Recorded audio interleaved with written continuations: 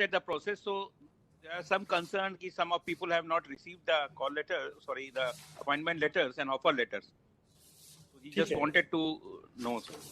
देखिए, सबसे पहले मैं आप लोगों के माध्यम से ये सबको बताना चाहता हूँ कि सबको कॉल लेटर मिलेगा। और मैं आपको थोड़ा सा इसका डिटेल दे देता हूँ। दो तरह के रिक्रूटमेंट चल रहे थे, एक असिस्टेंट लोको पायलट और टेक्नीशियन का। और असिस्टेंट लोको पायलट और टेक्नीशियन में करीब 48 लाख कैंडिडेट्स थे। 48 लाख कैंडिडेट्स का हमने एग्ज़ाम लिया, बहुत ही ट्रांसपेरेंट तरीके से लिया, बहुत सक्सेसफुली उसको कंप्लीट किया। और उसमें हमने अपॉइंटमेंट लेटर्स काफ़ी इशू कर दिया उसमें मैं आपके माध्यम से सबको एश्योर करना चाहता हूँ कि ये जो ALP के जो अपॉइंटमेंट लेटर्स हैं वो सबको इशू कर दिए जाएंगे। इसमें खाली समस्या जो आई है, जो इसमें मैं आपको एक चीज़ और बताता हूँ। इसमें जो वैकेंसी सर्कुलेट करी थी हमने 64,371, 64,371 हमने वैकेंसी सर्कुलेट की थी। और ये जब वैकेंसी हम सर्कुलेट करते हैं और जब इतने ज़्यादा कैंडिडेट आते हैं, 47.4 लाख कैंडिडेट थे, तो ये जो हमारा रिक्रूटमेंट का प्रोसेस है इसमें समय लगता है, लोगों को एग्ज़ाम देना पड़ता है। तो इसलिए जब भी हम ये रिक्रूटमेंट करते हैं, अगले 1 साल तक की वैकेंसी वर्कआउट करके, एंटिसिपेटेड वैकेंसी कितनी रिटायरमेंट्स हैं ये सारा हम कैलकुलेट करते हैं। और वो एंटिसिपेटेड वैकेंसी कैलकुलेट करके हम ये रिक्रूटमेंट करते हैं। ये जो हमने रिक्रूटमेंट किया इसमें दिसंबर 20, आज हम जून 2020 में हैं, दिसंबर 2020 तक की वैकेंसी को लेके हमने सर्कुलेट किया था। और इसमें जो पैनल हमने अप्रूव किया था वो 56,378। और आपके माध्यम से ये सबको बताना चाहता हूं कि जो वैकेंसी सर्कुलेट हुई थी 64,371, उतनी वैकेंसी फिलअप होगी। वो एक उसका तय प्रोसीजर है और उस हिसाब से वो पैनल इशू होता है और उस हिसाब से अपॉइंटमेंट लेटर इशू होते हैं। अब ये कोविड-19 की सिचुएशन में 2 समस्याएं आई हमको। ये जितने भी असिस्टेंट लोको पायलट और टेक्नीशियन हैं, ये हाईली टेक्निकल जॉब है। ये जैसे ही ज्वाइन करते हैं, अगर उन्होंने आज हमको ज्वाइनिंग रिपोर्ट दी तो उनको हम नेक्स्ट डे ट्रेनिंग पे भेज देते हैं। जब तक उनको हम लोगों की ट्रेनिंग ना दें और या टेक्नीशियन को टेक्निकल ट्रेनिंग ना दें, वो रेलवे में कोई काम नहीं कर सकते हैं। तो हम उनको ज्वाइन करा के और उनसे हम कोई काम नहीं करा सकते हैं। प्रिस्क्राइब ट्रेनिंग है और वो ट्रेनिंग क्लियर करें।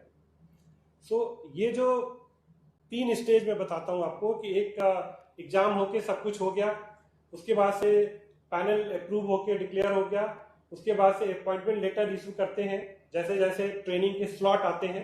बिकॉज जैसे ही उनको अपॉइंटमेंट लेटर इशू करते हैं उनके हम ट्रेनिंग एलोकेट कर देते हैं कि आप यहाँ जाके इतने महीने की ट्रेनिंग करेंगे और ये करेंगे वो करेंगे।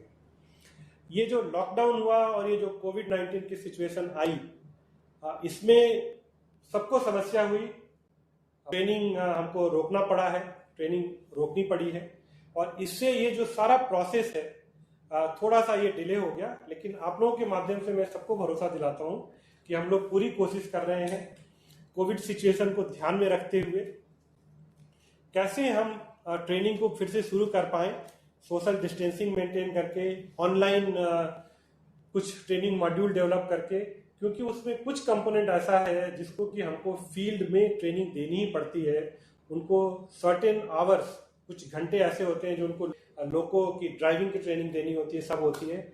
मैं कैंडिडेट्स को भरोसा दिलाता हूँ कि भारतीय रेल उस पर सिंसियरली काम कर रही है और ये हम देखेंगे कि जितनी जल्दी से जल्दी हो सके जो अपॉइंटमेंट लेटर नहीं इशू हो पाए हैं वो अपॉइंटमेंट लेटर इशू किए जाए और उनको ट्रेनिंग को स्लॉट करके उनकी ट्रेनिंग कराई जाए।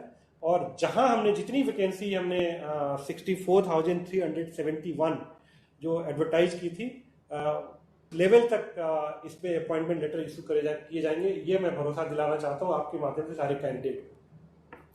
दूसरा एक सिलेक्शन होता है एनटीपीसी का, जो पॉपुलर कैटेगरी है, नॉन टेक्निकल पॉपुलर कैटेगरी उसको बोलते हैं। NTPC is non technical popular category.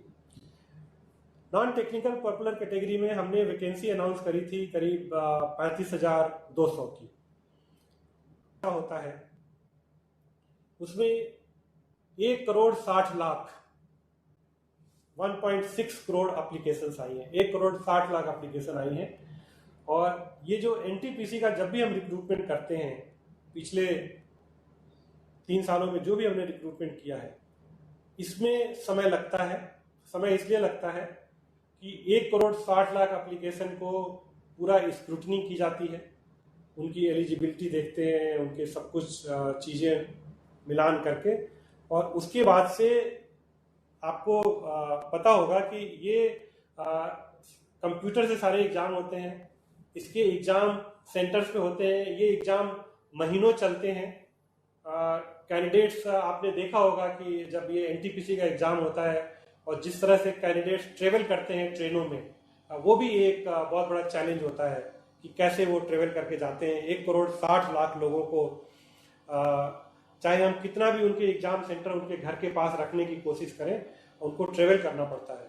तो ये हमने पूरी तैयारी कर ली थी लॉकडाउन से पहले, स्क्रूटनी वगैरह सारी कंप्लीट कर ली थी।